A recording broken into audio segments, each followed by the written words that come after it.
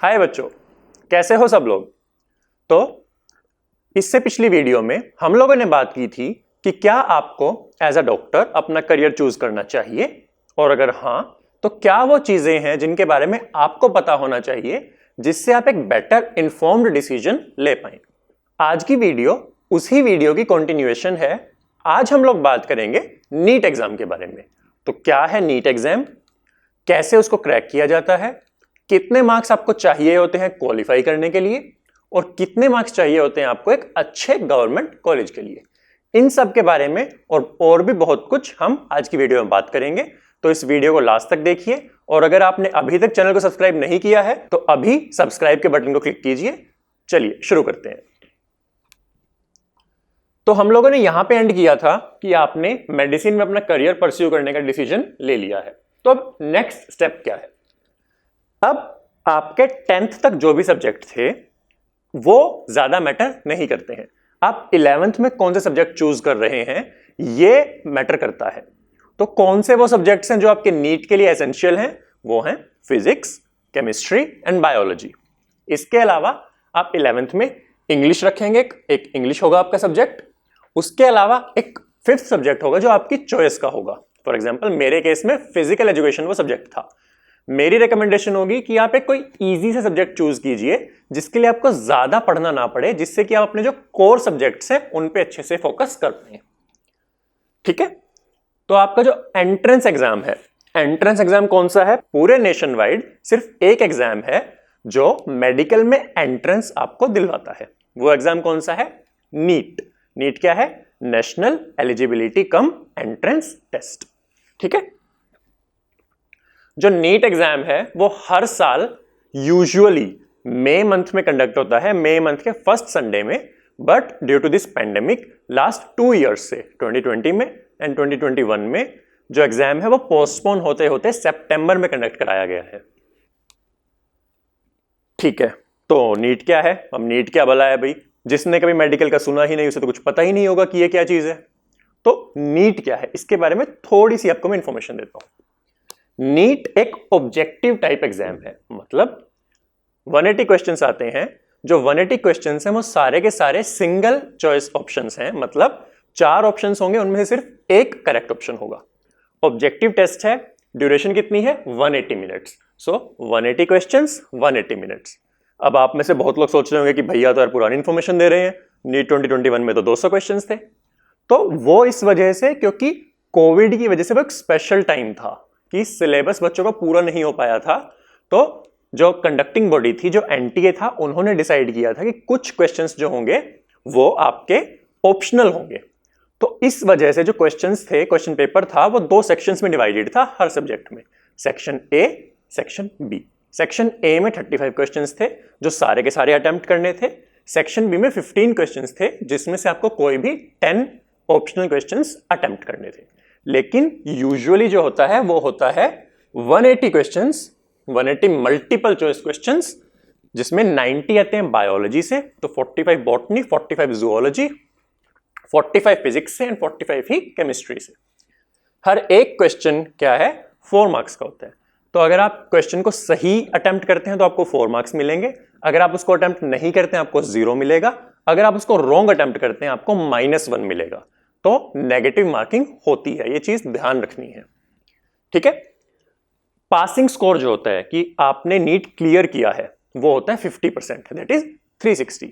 तो जिस भी बच्चे के 360 से अबव मार्क्स आते हैं हम बोलते हैं कि वो नीट क्वालिफाइड है। बट नीट क्वालिफाइड का मतलब ये नहीं है कि उसको कॉलेज मिल जाएगा। कॉलेज मिलना किस चीज पे डिपेंड करता है कि कट ऑफ कितनी गई है, कि क्या वो थ्रेशहोल्ड है जिसके ऊपर वाले बच्चों को कॉलेज मिलेगा, उससे नीचे वालों को नहीं मिलेगा। ये हर साल वेरी करती है। पेपर का लेवल कैसा है, कितने बच्चों ने एग्जाम दिया है, किस तरह के बच्चों ने एग्जाम दिया है, ये कुछ चीजें हैं जिस पे कट ऑफ डिपेंड करती है। फॉर एग्जाम्पल जब मैंने 2015 में टेस्ट दिया था उन दिनों जो कट ऑफ थी वो अराउंड 500 रहती थी, लाइक 480 490 से लेके 510 to 520 के बीच में कट ऑफ लाई करती थी। इसके ऊपर वाले बच्चों को कॉलेज मिल जाता था। तो ऐसा क्यों, क्योंकि एक तो द नंबर ऑफ स्टूडेंट्स जो एग्जाम में बैठते थे वो काफी कम था। फॉर एग्जाम्पल मेरे टाइम में अराउंड 6 लाख बच्चों ने एग्जाम लिखा था। दिस ईयर अराउंड 16 लाख बच्चों ने एग्जाम लिखा है। तो 5 साल में ही जो एग्जाम लिखने वाले बच्चे हैं उनका नंबर 10 लाख से भी ज्यादा इंक्रीज कर गया है। ठीक है। दूसरा, जो एग्जाम उस टाइम था वो थोड़ा सा ऑन द टफर साइड होता था। अभी जो एग्जाम चल रहा है लास्ट 2-3 ईयर्स से वो स्ट्रिक्टली एनसीईआरटी बेस्ड है।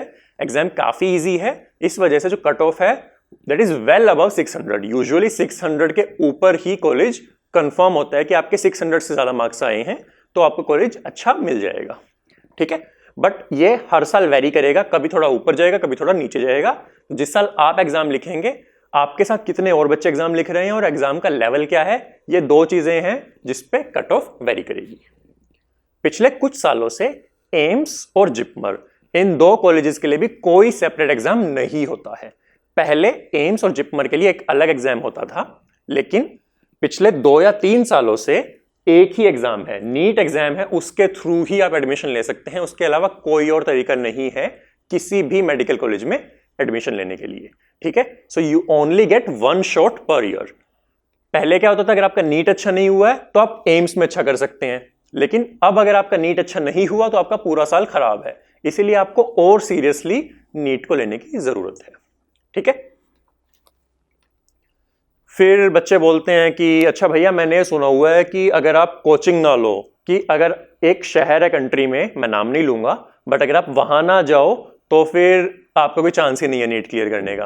क्या ऐसा है? ऐसा बिल्कुल नहीं है।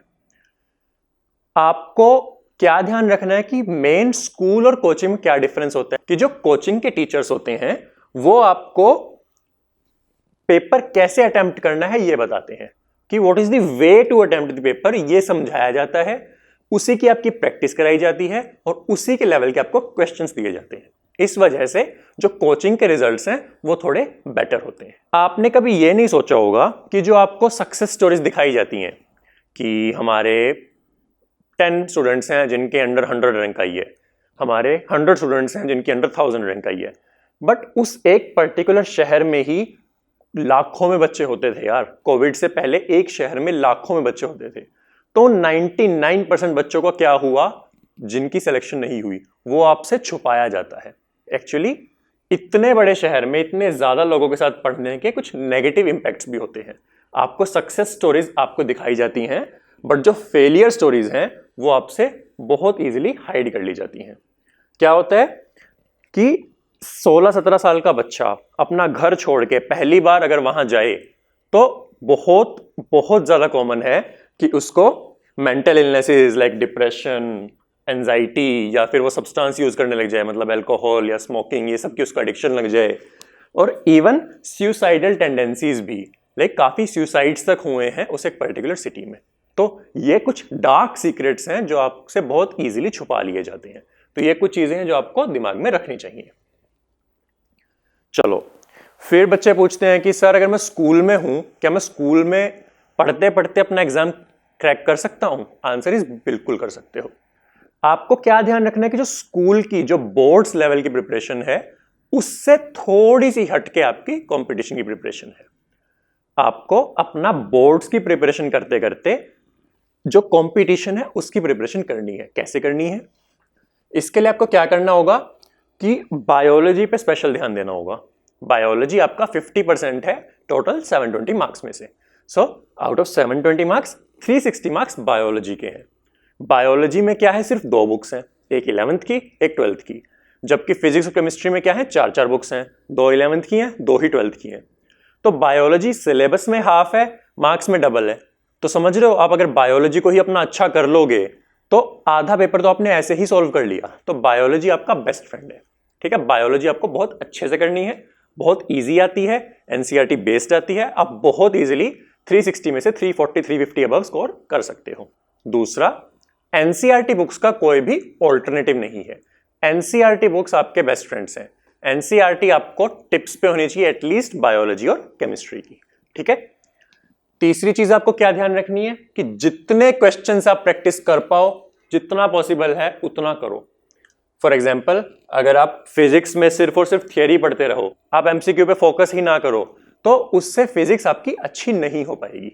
तो आपका क्या अप्रोच होना चाहिए, आप पहले थियरी पढ़ो, अपने कॉन्सेप्ट्स क्लियर करो, उसके बाद आप जितने ज्यादा क्वेश्चंस कर सकते हो उतने प्रैक्टिस करो, बट सोर्स कोई एक रखना है, कोई एक अच्छा सोर्स रखना है। अगर आप चाहते हो कि मैं आपको बुक्स की रिकमेंडेशन करूं कि आपको कौन सी बुक्स से एमसीक्यू करने चाहिए, तो आप मुझे नीचे कमेंट्स में बताइए, मैं आपको उनकी रिकमेंडेशन भी कर दूंगा। बट आपको मल्टीपल सोर्सेज नहीं रखने हैं।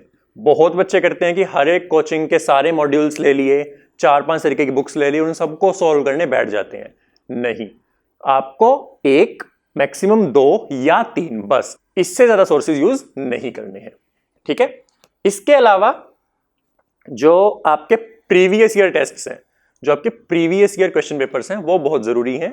तो आपके लास्ट के दिनों में जब आपका सिलेबस हो चुका है, एग्जाम अब सिर्फ 3 या 4 महीने दूर है, तब आप प्रीवियस ईयर पेपर्स सोल्व करना स्टार्ट कर देंगे। बहुत इंपॉर्टेंट, जो आज तक मैंने शायद सबसे ज्यादा सुना होगा, वो है फिजिक्स।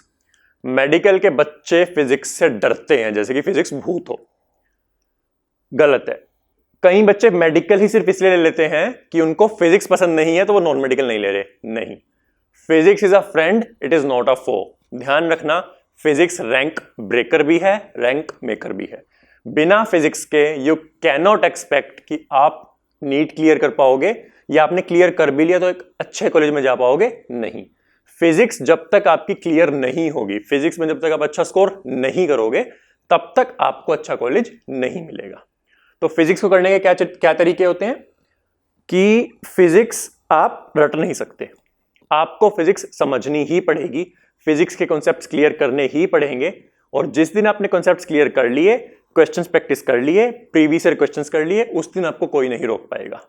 मैक्सिमम जो आपके कॉम्पिटिटर्स होंगे, जो एग्जाम में आपके साथ बैठेंगे, वो बायोलॉजी और केमिस्ट्री में पक्का अच्छा करेंगे, मैक्सिमम बच्चे करते हैं। फिजिक्स में मैक्सिमम बच्चे बहुत पुअर परफॉर्म करते हैं।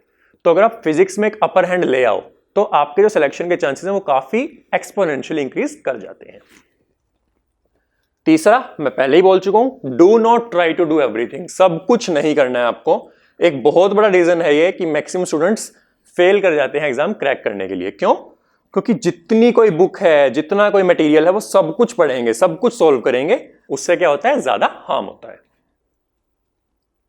प्रीवियस ईयर पेपर्स की मैं आपको बात बता चुका हूं कि जो लास्ट फ्यू मंथ्स हैं एग्जाम से पहले, उस टाइम पे आपको प्रीवियस ईयर पेपर्स जो हैं वो सॉल्व करने हैं। उससे क्या होगा, आपको एक एग्जाम का हैंग आ जाएगा कि एग्जाम किस तरीके से करना होता है, एग्जाम का क्या माहौल होता है, एग्जाम किस तरह के प्रेशर एग्जाम टाइम पे आपको फेस करने होंगे। तो इसके लिए मैं एक और टिप दूंगा, जब भी आप फुल मार्क्स टेस्ट करें, मतलब 720 मार्क्स के आप टेस्ट कर रहे हैं, या आप प्रीवियस ईयर पेपर्स करें, तब आपको क्या करना है, आपको अपने सराउंडिंग एनवायरनमेंट बिल्कुल उसी तरीके से करना है जैसे कि आप एग्जाम में बैठे हैं। कहने का मतलब क्या हुआ, अगर एग्जाम 2 to 5 PM में होता है, तो आपको प्रैक्टिस भी 2 to 5 PM पे ही करनी है। अगर एग्जाम में 3 घंटे मिलते हैं, आपको एग्जाम 3 घंटे में करना है। अगर फाइनल एग्जाम में OMR भरनी होती है, आपको प्रैक्टिस भी OMR शीट पे करनी है। तो आप बिल्कुल उस तरीके से प्रैक्टिस करेंगे जो आपको फाइनल एग्जाम में जो सिचुएशंस मिलेंगी। इससे क्या होगा, आपके माइंड को एक आदत पड़ जाएगी। फिर आप जब नीट एग्जाम में लिखने जाओगे, आपको कुछ भी नया नहीं लगेगा, सब कुछ आपकी प्रैक्टिस हो चुकी होगी, तो आप बहुत इजीली जो है पेपर सॉल्व कर पाएंगे। बहुत बच्चे होते हैं जो फुल सिलेबस टेस्ट की प्रिपरेशन ही नहीं करते हैं, जो हर एक सब्जेक्ट की कोचिंग ले लेंगे, इंडिविजुअल कोचिंग लेंगे, उनको पढ़ेंगे, उनके चैप्टर टेस्ट देंगे, बट कभी उन्होंने फुल सिलेबस टेस्ट ही नहीं दिया होता है। जब वो नीट में जाते हैं, उनका पेपर ही पूरा नहीं हो पाता है। अब अगर आप 180 क्वेश्चंस पूरे ही नहीं कर पा रहे हो, सिलेक्शन तो आप भूल ही जाओ। तो आपको फाइनल क्वेश्चन पेपर की प्रैक्टिस होनी चाहिए। इसके अलावा और कुछ कर सकते हो आप कि 16 लाख बच्चे हैं, मे बी आपके टाइम तक 20 लाख बच्चे हो जाएं, उनसे एक एक्स्ट्रा एज लेने के लिए क्या आप कुछ एक्स्ट्रा कर सकते हो? तो एक चीज है, आप क्या कर सकते हो, जो बच्चे ऑलरेडी क्रैक कर चुके हैं एग्जाम, जिन्होंने हाल फिलहाल में एग्जाम क्लियर किया है, क्रैक किया है, आप उनसे गाइडेंस या मेंटोरशिप ले सकते हो। उससे क्या होगा, आपको यह चलेगा पता कि इन बच्चों ने बाकी 99% बच्चों से अलग क्या किया, और उस चीज को आप अपने अकॉर्डिंग रेप्लिकेट कर पाओगे। तो अगर आपकी कोई फैमिली में है, आपका कोई फ्रेंड है जो एग्जाम क्लियर कर चुका है, अच्छे कॉलेज में बैठा है, आप उससे गाइडेंस ले सकते हो, उससे मेंटोरशिप ले सकते हो। और अगर अनफॉर्चुनेटली आपकी फैमिली में ऐसा कोई नहीं है, आपके नॉन में कोई ऐसा नहीं है, तो आप नीचे कमेंट बॉक्स में बताइए, आप मुझसे पूछिए और मैं अपने एक्सपीरियंसेस शेयर करूंगा। एंड अगर आप चाहते हैं कि मैं अपने एक्सपीरियंसेस के ऊपर एक वीडियो बनाऊं, तो मैं एक वीडियो वो बना के भी लाइव कर दूंगा। तो आप मुझे नीचे कमेंट बॉक्स में बताइए कि क्या मुझे वो वीडियो बनानी चाहिए। ठीक है बच्चों, तो आज की वीडियो को यहीं एंड करते हैं। आई होप कि आपको नीट से रिलेटेड काफी डाउट्स क्लियर हुए होंगे, आपको पता चला होगा कि क्या चीजें हैं जो आपको करनी चाहिए जिससे कि आपके सिलेक्शन के रेट बढ़ें और क्या चीजें हैं जो आपको अवॉइड करनी चाहिए। स्टिल अगर आपको कोई डाउट है तो I will be happy to help. Thank you, all the best.